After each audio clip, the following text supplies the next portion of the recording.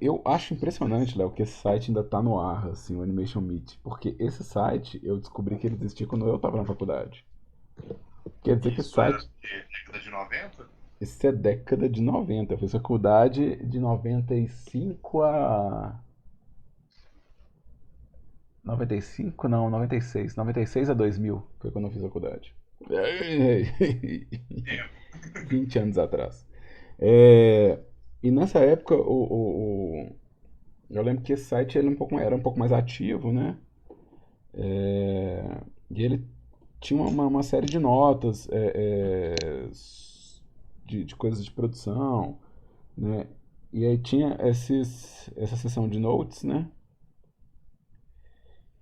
E na seção de notes tinha isso aqui, ó, Television Animation, e dentro desse Television Animation tem algumas coisas de storyboard que eu vi aqui que eu não tinha visto na faculdade, assim, quer dizer, porque obviamente quem me passou esse site foi meu professor de faculdade, mas foram coisas que não foram cobertas em sala de aula, foi coisa que eu falei assim, tem no site, olha no site, entendeu? E Entendi. que era na verdade um pouco do formato da aula dele mesmo, ele passava parte das coisas ele passava e outra parte não, se vira e segue a pesquisa aí, né? Até porque o perfil lá de pesquisa acadêmica era muito forte, né? Então a gente tinha esse tipo de coisa. E no passar dos anos eu vi que eu sempre voltava, eu continuo voltando nesses links. Que é o storyboard no formato dos Simpsons, né? Que é o que a gente, na verdade, eu passei o link para vocês na última aula, né? Que fala sobre os movimentos de câmera, sobre a importância assim, da posição da câmera em relação à cena, né? E vai ter algumas observações que dizem respeito aos Simpsons mesmo, né? Então, se a gente pegar, por exemplo, essa orientação do ângulo falando que é muito extremo, isso não tem a ver com storyboard, isso tem a ver com o storyboard dos Simpsons, porque isso aqui só é muito extremo para os Simpsons. Ele não é muito extremo para outras coisas, né?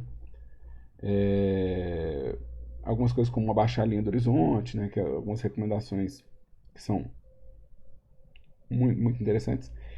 Isso aqui, ó, por exemplo, é uma coisa também que é própria do jeito que o pessoal faz a cena para os Simpsons, né? Que é tipo não cortar as cabeças.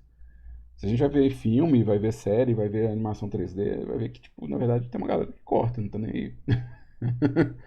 Né? Isso não é uma regra, isso é só uma preferência de quem está gerenciando esse storyboard, né? Então, isso aqui eu vou. Eu passei para vocês, né? Então, assim, tem todo um conteúdo para vocês lerem. Mas é uma outra coisa que eu achei lá que eu acho muito interessante, né? Que são notas do Brad Bird. O Brad Bird é o diretor dos Incríveis, né? Ele dirigiu o Incríveis um, Incríveis 2, dirigiu Ratatouille. E tem isso aqui, que são as notas dele sobre composição de cena. E eu acho isso aqui muito interessante, porque, na real, o que pega nosso trabalho agora, né, que a gente tem o Blender, né? Deixa eu abrir, deixa eu localizar aqui meu arquivo de trabalho, né? Que é Elas na Cozinha, né? Ou seja, nosso trabalho agora, né, nessa semana, né, o nosso trabalho dessa semana é posicionar a câmera para ter uma boa narrativa. Então a gente está escolhendo posições de câmera e está escolhendo o que enquadra. Né? E aí a gente tem que pensar na informação lá dentro. E é meio subjetivo porque, né, por exemplo, se você vai colocar, por exemplo, uma câmera diagonal ou torta assim, né, para melhorar seu enquadramento, existe o consenso é, entre produtores de vídeo que diz que se a câmera está torta, o equilíbrio emocional da cena está afetado. Mas não quer dizer que eu não possa usar só para enquadrar melhor, ou seja, não é uma regra escrita que proíbe você de fazer as coisas, né? Então, o pensamento sobre composição ele é muito subjetivo.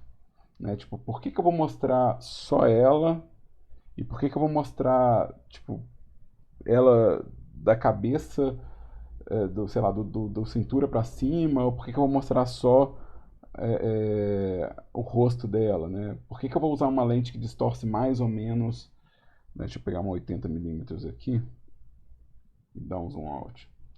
Por que que esse enquadramento vai ser melhor para minha cena ou pior, né? E às vezes o motivo é simples, né? Ou seja, às vezes o motivo pelo qual você está usando a cena com um enquadramento mais aberto e mais afastado é para o rabo de cavalo aparecer. Então, às vezes, essa aqui, né, ou seja, a razão para você usar essa cena aqui é o rabo de cavalo. E isso é muito subjetivo. Você fala assim, eu quero que apareça o movimento do secundário dela. Né? Igual, por exemplo, a área de vazio. Né? É, se ela está olhando para cá para conversar com alguém, deixa eu trocar aqui para o Box Selection, porque senão eu não consigo fazer o que eu quero.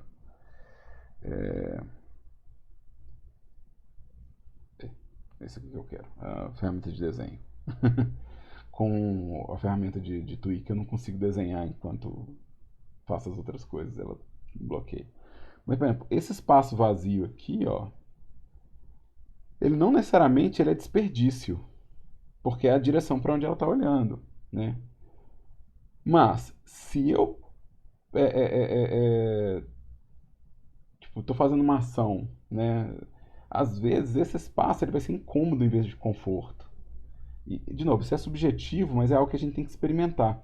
Então, por exemplo, a gente tem algumas coisas que a gente usa para enquadrar, que é, por exemplo, a regra dos terços, né?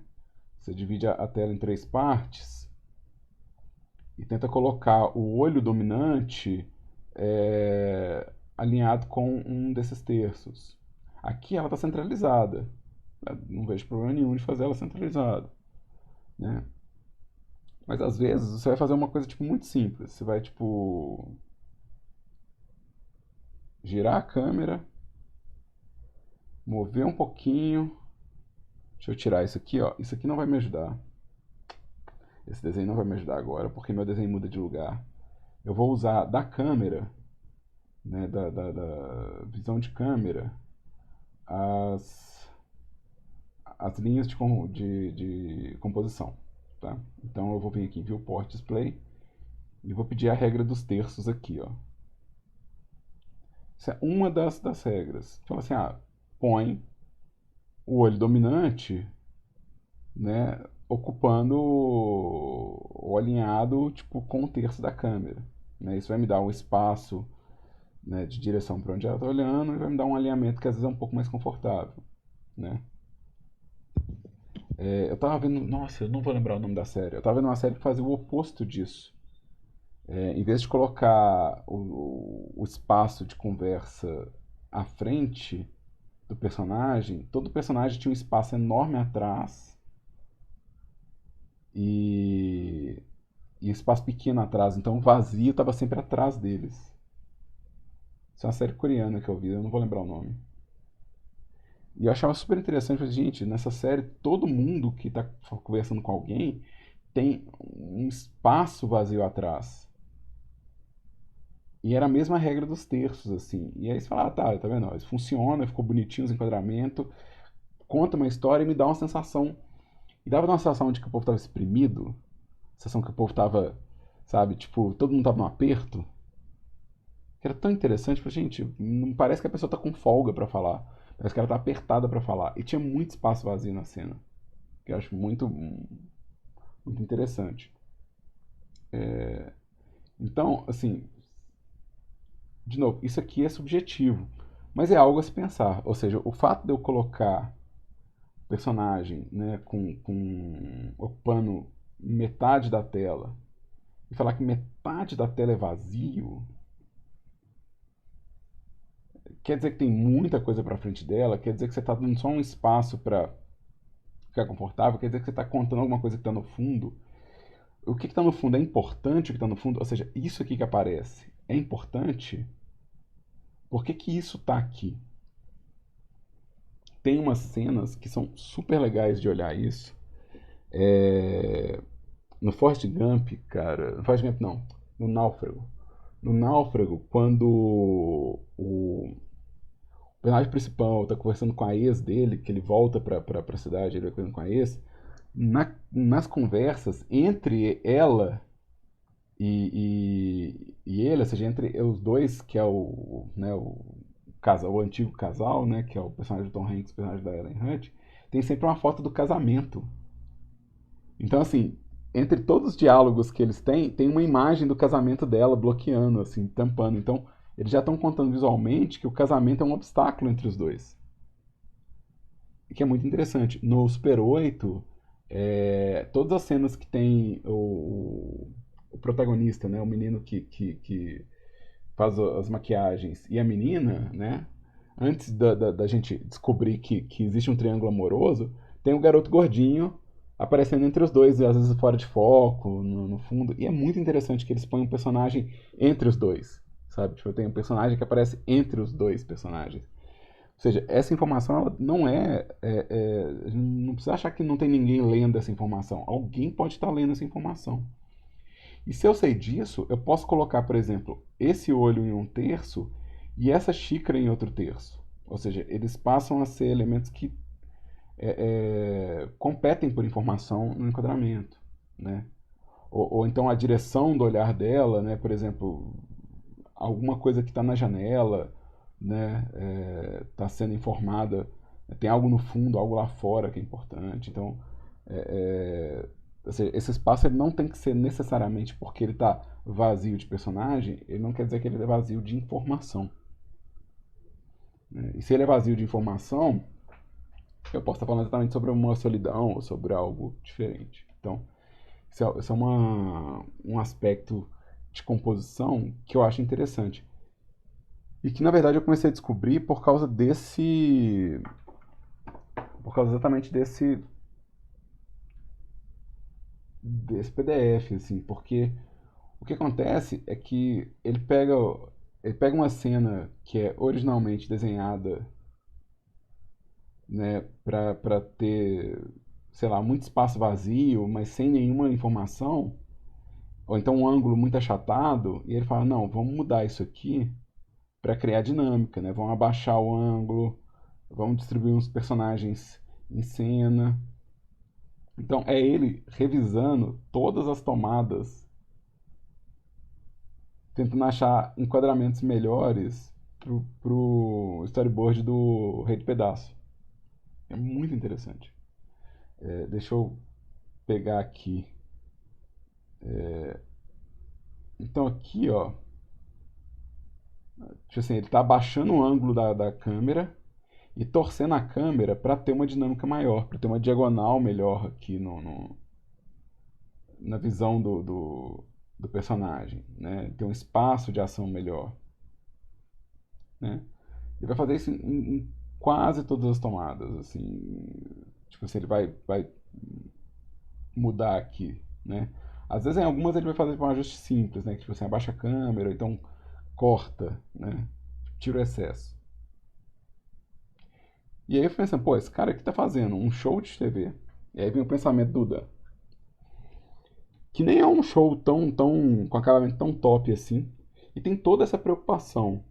Então imagina esse povo que faz filme e que tem orçamento, o tanto que eles não pensam o que tá no enquadramento. Porque se isso é um show de TV que é feito a toque de caixa, com vários episódios, né? Com uma animação terceirizada, e eles estão com todo esse cuidado com o storyboard, pô, então um filme vai ter muito mais atenção. E aí eu comecei a olhar, tipo assim, comecei a prestar atenção mais no que tinha na cena quando eu vi um filme, ou seja, o que tá no enquadramento, né? Qual a informação que tá ali. E foi muito legal, assim, perceber, porque alguns exemplos que são exemplos clássicos, né? O Cidadão Kane é um. Se é se é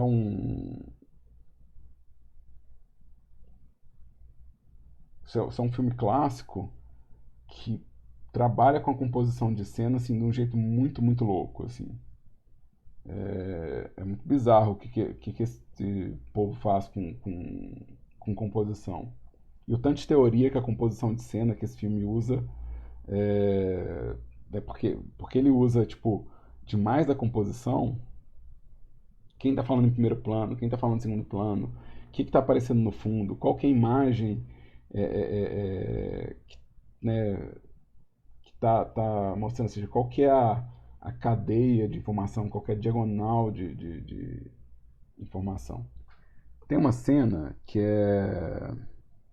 Eu não sei como é que eu vou achar isso aqui, peraí, Adoption Scene. Ah, aí, ó. Essa cena aqui, ó, da adoção, eu não vou passar o vídeo aqui, eu vou provavelmente procurar um link e pôr pra vocês na descrição. Eu quero só mostrar a imagem. View image. Nessa cena, tipo, quem tá em primeiro plano, quem tá em segundo plano, quem tá de um lado, quem tá do outro, tudo isso aqui faz diferença sobre o que está sendo dito. E, tipo, que imagem tá no fundo. Eles estão falando sobre a adoção do moleque, mas o moleque não tá na cena, ele tá longe, na janela, enquadradinho aqui, ó. Aqui, ó, quem tá definindo a adoção é a mãe e o advogado. E o pai mesmo tá sendo deixado de lado. E o pai tá tentando discordar em relação à adoção. Então ele tá contrário a eles. Então ele tá se levantando para falar contra a adoção. Então tem muita coisa, tipo, muita informação só nessa composição de cena. Muita informação. E isso é muito interessante. Sabe? Na hora que você começa a ver filme sabendo que tem isso no filme, né? De novo, eu estou citando isso porque quando eu vi essa apostila foi quando caiu a ficha pra mim. Talvez você já tenha passado por isso, mas foi quando caiu a ficha pra mim. Eu falei, peraí, tem outra informação que eu não tô lendo no filme. Tipo, tem uma informação que eu não estou acompanhando no filme. Tem um canal que eu recomendo demais pra gente ver isso. Que é um cara que fala só sobre isso. Depois eu tenho que colocar os links todos na descrição do vídeo, mas eu vou copiar eles aqui e já deixar eles no bate-papo, Léo. Esse canal é basicamente ele falando sobre composição de cena. Né? Então, como que composição de cena existe. É muito legal, recomendo demais que vocês assistam. Ele vai falar sobre direção do movimento na cena, ele vai falar sobre informação dentro do enquadramento, né? Sobre eixo narrativo. Então, alguns deles são mais específicos sobre o que eu estou falando, que é essa cena, que ele fala muito dessa coisa de quem está no comando, quem não está no comando. E esse aqui que ele fala sobre os quadrantes de enquadramento, assim, que é muito interessante. Eu vou avançar aqui para um pedaço onde ele... And a composition full Aqui ele está falando qual a informação que está na metade de cima. of vertical and diagonal lines. But check out what's happening below. Even though we're not conscious E o que está acontecendo embaixo. Sabe? Tipo, qual a informação que está na metade de cima, qual a informação que está na metade de baixo. Então, assim, Deixa eu fechar isso aqui.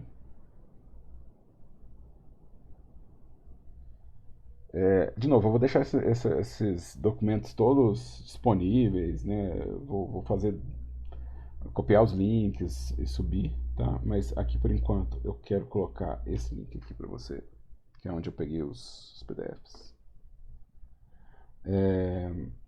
E depois eu vou achar um link do Cidadão Kane que mostra a cena que eu falei separadinha e ponho aqui também. E ponho também na descrição do vídeo. Mas isso aqui é o que é o nosso trabalho nesse primeiro momento, assim. Aqui tem um checklist que é do mesmo site, que é um checklist para layout, que é você planeja na cena, né? Se tem tipo espaço para ação, se os personagens estão, né, dentro do enquadramento, ou os que precisam estar, né? Se o cenário se o cenário e o personagem, se eles estão competindo pela cena ou se eles estão trabalhando junto, né? Aqui as poses a gente ainda não tem, a gente ainda vai fazer as poses, né? Isso aqui a gente ainda vai produzir.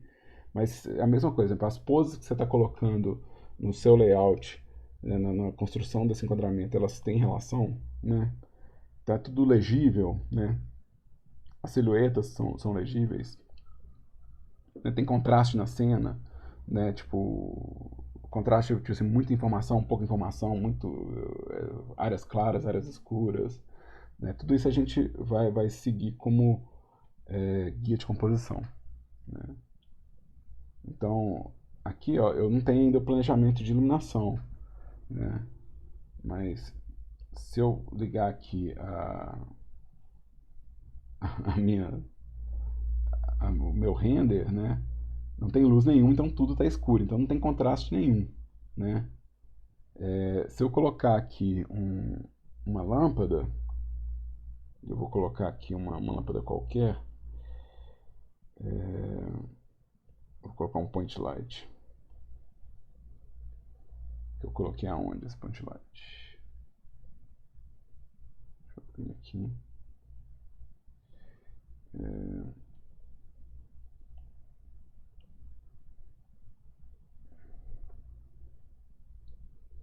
Vamos lá, filhote. Eu vou ter que fazer isso com o render desligado, porque quando eu ligo o OBS, a competição por processamento fica pesada aqui.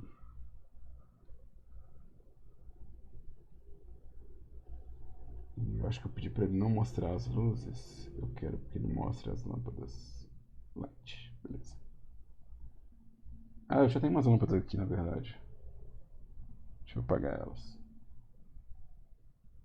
Já tem umas lâmpadas na cena que eu quero tirar. E vamos trazer essa lâmpada para cá.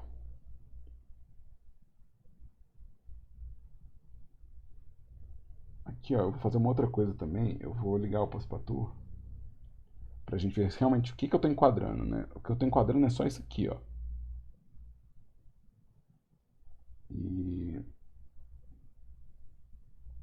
eu vou colocar uma lâmpada de 100 watts.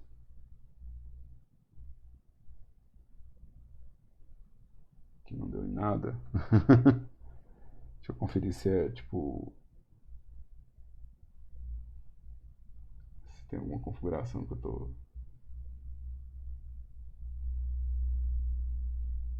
tá faltando aqui. Deixa eu ver o que tá possível de renderizar.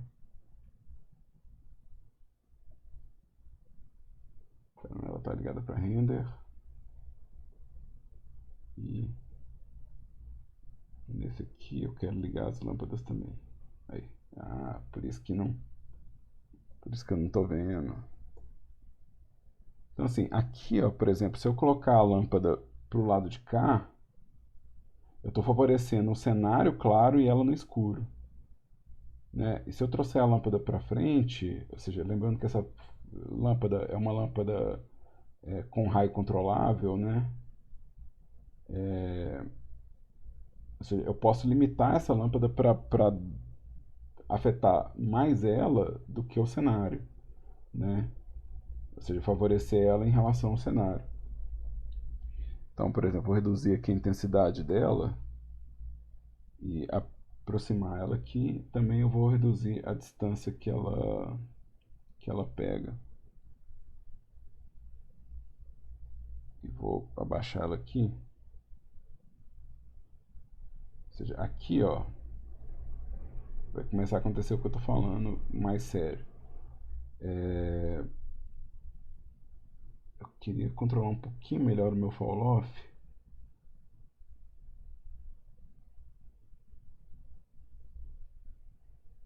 Tipo 1 metro só. Aqui ó. Então, isso aqui ó, é uma relação de contraste que aquela xícara no fundo que eu falei que era importante no começo do enquadramento, ela já está perdendo importância porque agora ela é uma massa junto com o fundo, ou seja, uma massa de área escura, né? E se eu vier e colocar uma lâmpada exatamente nela aqui, ó, né? Ou seja, uma coisa que faz com que ela brigue por atenção, né? Eu já vou estar informando para quem está assistindo que tem uma coisa para se ver aqui né, que tem uma importância diferenciada, né? Então, por exemplo, eu posso realmente deixar essa personagem completamente iluminada e clara e gerar um contraste diferenciado e uma leitura diferente. E essas leituras elas costumam ter alguma intenção por trás, né? Ou seja, quando você vê um filme, né, e a pessoa começa a colocar esses elementos, você tem uma intenção por trás. Ou seja, por que, que eu estou vendo esse detalhe? Por que esse detalhe está visível? Por que, que a câmera faz questão de enquadrar esse elemento e ressaltar ele em relação aos outros, né? Então, isso é a coisa do contraste. O que está sendo legível, né? O que está legível, o que não está, né? E aqui, ó, o nosso trabalho ele é ao mesmo tempo layout e storyboard, porque a gente está fazendo 3D, então o, o storyboard, que quando ele é feito desenhado, às vezes ele ainda não é o momento mais extremo ou a melhor posição para coisa, porque ela é feita só para comunicar a ideia. Mas como a gente já está fazendo 3D, meio que a gente já dá para colocar o storyboard bem eficaz nisso, né? Ou seja, a gente está condensando coisas. A gente está condensando a ideia de storyboard, né? Então, por exemplo, eu posso realmente escolher a lente da cena, né? Ou seja, eu posso vir aqui, eu vou pegar uma 20 mm aqui, 24 mm que eu quero, 24 mm. E eu quero aproximar mais ou menos na mesma intensidade. E aqui, ó, por exemplo, se eu faço o mesmo enquadramento da cabeça aqui, colocando o olho, tipo, por causa da distorção de lente, a janela já está inteira. Então, eu saí de a xícara é importante para a janela é importante. Eu mudei completamente a relação de informação que eu tenho. Então, a gente já tem um layout, por exemplo, se o nosso diálogo, que é o diálogo que a gente pegando Eleven Second Club, tá falando da mãe que volta dos mortos, era isso mesmo? Eu não lembro direito o diálogo, deixa eu copiar ele aqui de volta. Eu salvei o arquivo com o diálogo pra gente, eu coloquei lá na pasta também, do Drive. E você não lembra, né? Deixa eu ver aqui. Aqui, ó. Você perguntou se não lembra o que, professor? Não, é porque enquanto eu procurava aqui, eu tava perguntando se você lembrava do que era o diálogo. Nosso diálogo é My late mother just rose from the dead.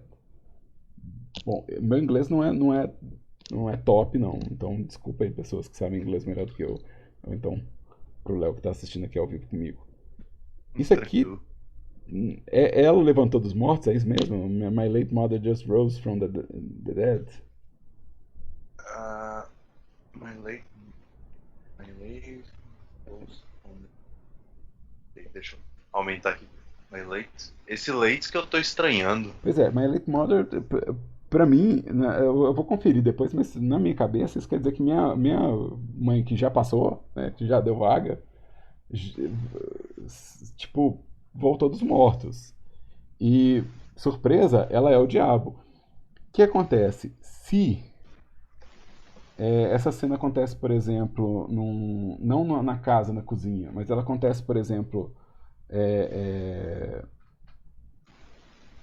numa igreja, por exemplo, e pela janela eu vejo o cemitério, né? Hum, Ou seja, eu estou reforçando esse conceito de que alguém voltou dos mortos, porque eu estou fazendo uma conexão visual direto, né? Se, por exemplo, o que acontece muito em filme de comédia, assim, ela tá falando e lá fora tá a mãe fazendo alguma maldade, entendeu? Ela fala, minha mãe é o sim. diabo, né? E ela tá lá no fundo, por exemplo, né, maltratando um animal, alguma coisa assim. Então você consegue combinar a informação principal com uma espécie de acento, né? Então, a gente consegue perceber isso, por exemplo, em filme, né? Tipo, quando você tem, por exemplo, o Piratas do Caribe faz isso, né? Tipo, você tem uma ação principal acontecendo, o Jack Sparrow, na verdade, no primeiro filme do Caribe, com frequência ele tá fazendo as coisas no fundo.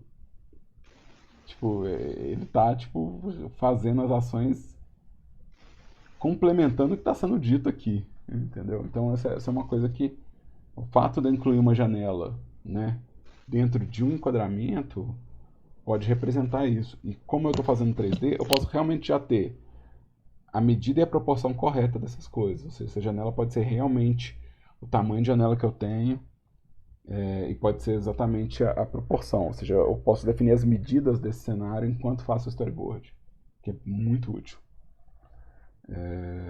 Deixa eu voltar com 50 mm aqui, que distorce pouco,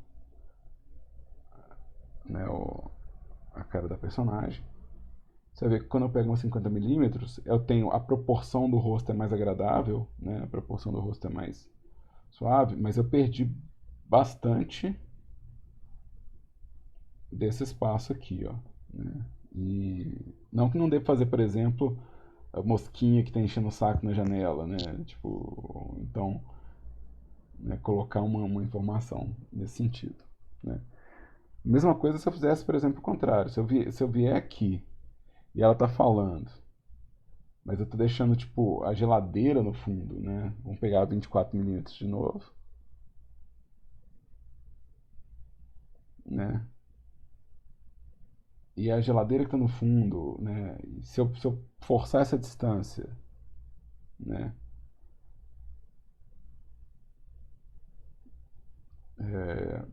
E aí, por exemplo, depende do assunto dela aqui, tipo, algo, alguém acontece exatamente nesse móvel do fundo aqui, né? Então, tipo, essa escolha ela passa a ser consciente nesse sentido, ou seja, qual a informação que eu estou trazendo aqui que complementa o quadro, né?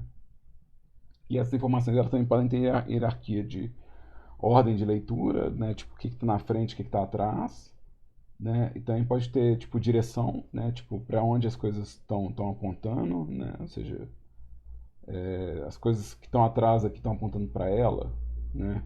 As coisas que estão atrás estão apontando para a direção oposta dela, né? Então, essa informação que está atrás dela complementa a direção do olhar, afasta a direção do olhar. E como que eu leio quando essas informações dizem respeito, né? Então, por exemplo, se eu tenho né, vamos supor que a geladeira está aberta, ou então que tem um armário da cozinha está aberto e tem tipo um faqueiro, né, um armário, um faqueiro e as facas todas apontam para ela, né? Ou seja, você tem tipo uma série de facas que apontam para ela. Você já tá falando muito sobre o quão demoníaca é a mãe, sabe? Se ela tá na cozinha e as facas da cozinha apontam pra personagem. Né? Ou seja, você dá uma leitura para quem tá vendo de que existe algo perigoso naquele espaço, né? Então você consegue fazer uma relação de apunhalada pelas costas, porque você tá realmente colocando uma faca nas costas do personagem, né? E também você consegue hierarquia de informação para falar quem está mais alto na cena, quem está mais baixo na cena, né? Isso também representa, às vezes, hierarquia. Então, do mesmo jeito que eu falei que a personagem, às vezes, ela está em perigo porque eu coloquei ela com esse perigo atrás dela, né? Eu posso fazer esse perigo ao redor dela ou acima dela, né? Ou seja, a informação que prejudica ela pode estar ao redor dela, né? Pode ter várias coisas na cozinha que apontam para ela, por exemplo. Isso vai dar um certo tom de perigo para a coisa. E quando você tem dois personagens em cena, né, quando você tem dois personagens em cena, geralmente, se os dois estão tão virados para a mesma direção, ou seja, se os dois eles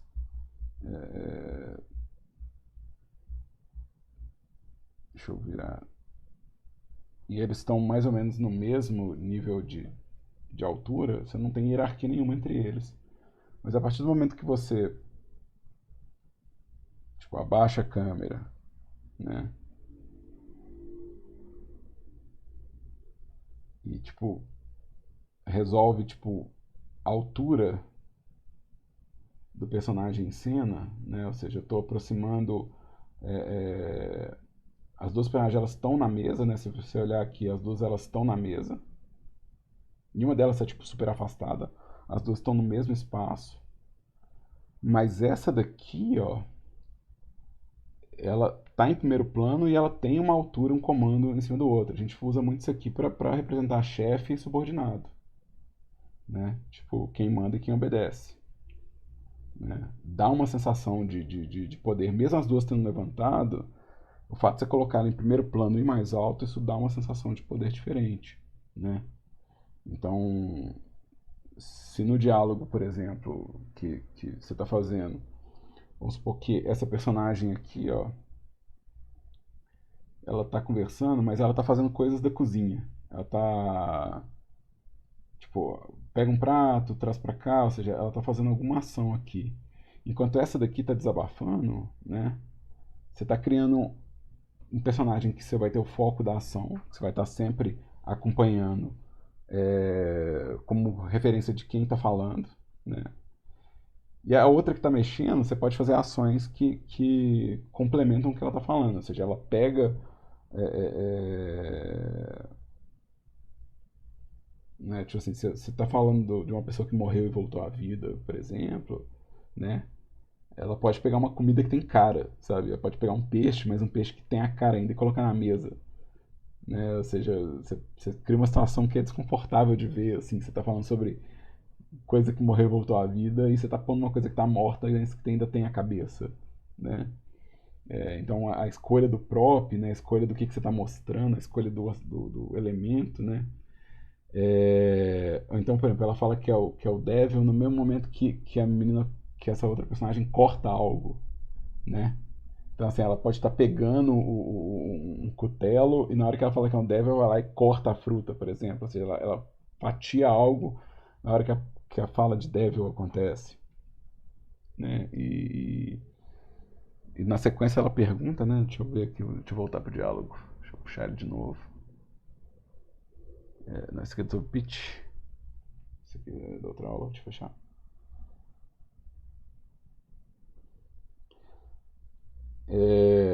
Por exemplo, você não sabe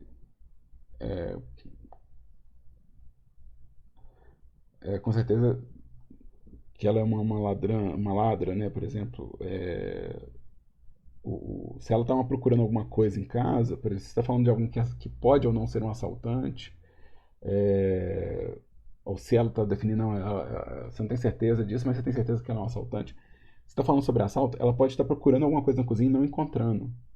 Pra você ter a noção de que coisas estão sumindo na casa. Então a ação dessa personagem aqui, que responde, pode ser uma ação que dá a entender que tem algo sumindo na cena, né? Tem coisa sumindo em cena. É...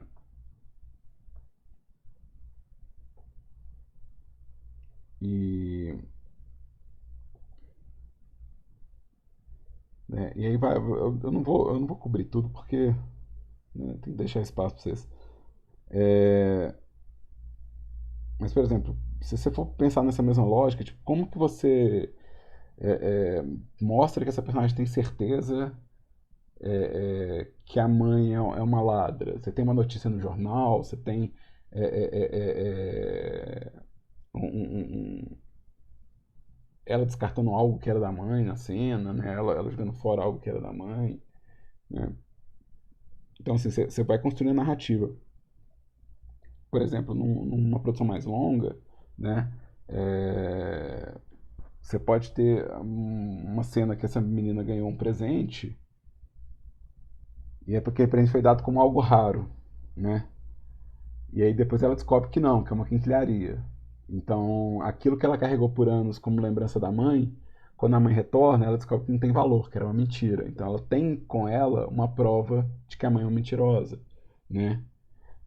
Então, é uma das coisas que a gente faz narrativamente, que é você já apresenta a informação, mas que só vai revelar lá na frente, né? Por exemplo, nessa cena pode ser a cena que ela está revelando uma dessas mentiras, né? Então, isso pode estar na construção do roteiro, do storyboard, né? Então ela pode estar nessa cena é, é,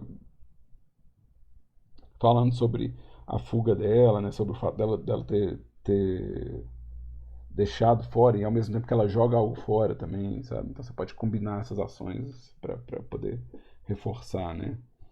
É, ou então você tem a outra personagem que está descartando algo, enquanto essa daqui recolhe. Fala, não, essa aqui está descartando alguma coisa, enquanto essa daqui está colhendo o que essa descarta, né? Mostrando que ela tem um cuidado diferente que outra pessoa, uma preocupação diferente, né? Então, essas informações, ou seja, quando o que eu estou falando aqui, Léo, é que nessa primeira parte do trabalho a gente está fazendo essa seleção de informações. Tipo, quais informações que a gente está colocando na cena e o que elas significam dentro do enquadramento, ou seja, o que elas representam aqui dentro desse espaço. Então, por exemplo, você colocou a cena no futuro, né? Você falou, pegou um cenário de sci-fi. Então, como que isso reforça a cena? Tipo, quais são os elementos desse espaço moderno, né? Que vão facilitar a leitura dessa cena, entendeu? Tipo, o que você escolhe no enquadramento. Porque os mesmos problemas que acontecem no presente vão acontecer no futuro. Ou seja, você vai ter, tipo, abandono de filha no futuro. Isso não é um negócio que simplesmente vai deixar de existir, né? Você vai fazer uma história sci-fi, ela não é realmente sobre o futuro. Ela é sobre nossa perspectiva de futuro, né? Sim. Então, você pode ter os mesmos maneirismos humanos, né, nesse espaço aqui, tá? Então, isso é um pouco do que eu queria falar sobre pensamento de composição, tá? E também lembrar que tudo isso que eu estou citando aqui, ó, do layout, né, as teorias sobre diálogo, essas coisas, eu estou apresentando hoje pelo Animation Meets, né? E aí, de novo, eu gostaria que você desse depois uma folheada nesse documento para observar exatamente essas coisas que eu falei sendo notadas. Então, exatamente o que eu falei sobre hierarquia de informação, aqui ó, ele tem uma correção, né? Que fala, não deixa tudo em paralelo na cena, não. Cria uma dinâmica, né? Entre os personagens. São dois documentos são dois checklists, né? Você vai ver que com frequência ele vai falar, olha, esse enquadramento aqui não, né? E esse enquadramento aqui não, sabe? Tipo, não deixa as coisas tão planas, aproveita da profundidade.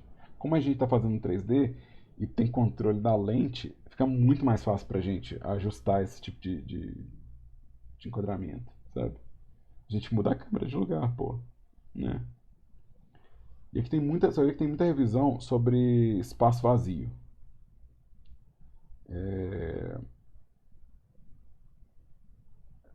Então, assim, várias dessas anotações, elas são isso aqui, ó. Que é falando, não, o excesso de vazio, quando ele não é útil, né, é para cortar. Mas vazio pode ser útil. Vazio pode ser útil. Ele cita isso, mas, por exemplo, aqui nessa cena, que é uma cena dos Simpsons, por exemplo, deixa eu ampliar o zoom aqui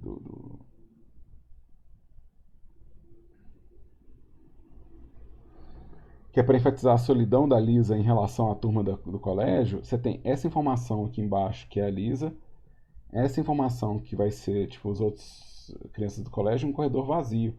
Então eu preciso desse vazio. Ou seja, esse enquadramento que, né, tem a informação toda no centro e as laterais todas vazias, já é um enquadramento importante, porque ele me diz sobre o foco da cena, ou seja, o foco é na solidão, né?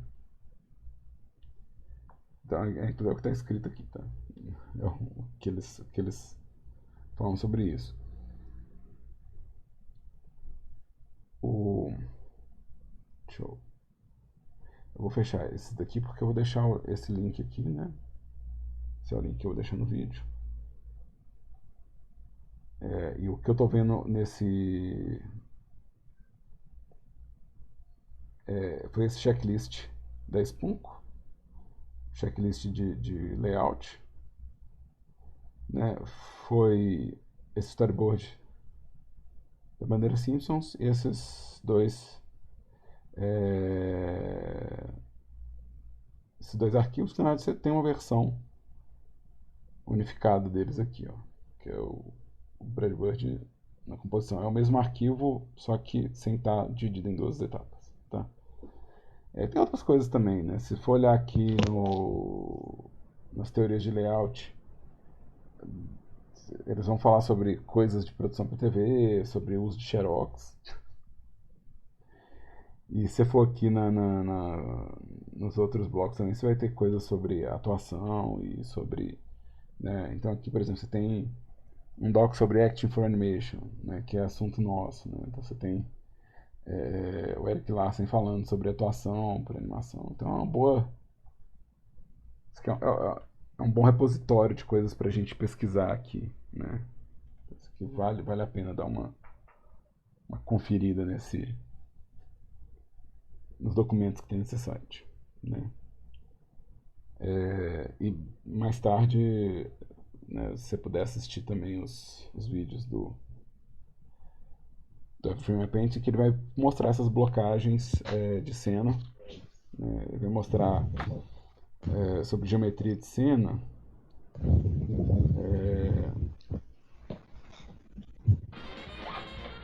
ele vai considerar, tipo assim, onde a cena tá montada como um triângulo, como um quadrado, ou quais são as formas geométricas que tem na cena e como elas ajudam a leitura. It's for half a second, and the Como eles ajudam na leitura do conteúdo, assim. Vale a pena, é bem legal como que ele aborda isso aqui. E finalmente deixa eu colocar aqui, porque senão depois eu esqueço, porque você vai ter essa cena que eu citei também.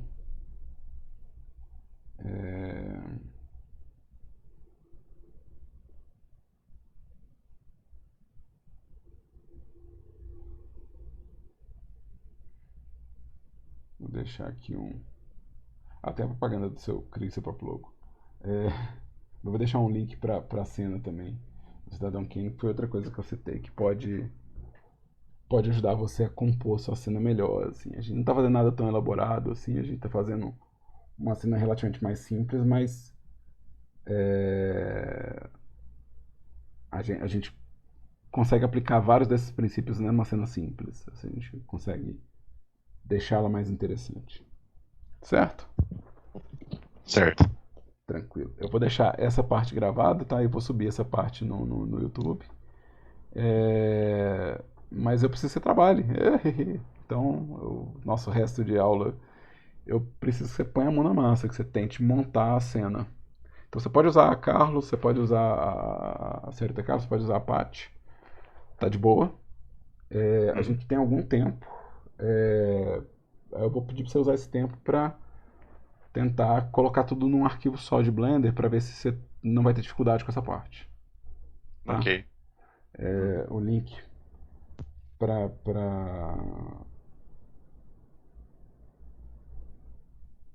isso tá aqui, ó. Eu vou subir o link para você dos recursos, tá? Deixa eu copiar o link e mandar para você. Você pode baixar se você não tiver baixado ainda.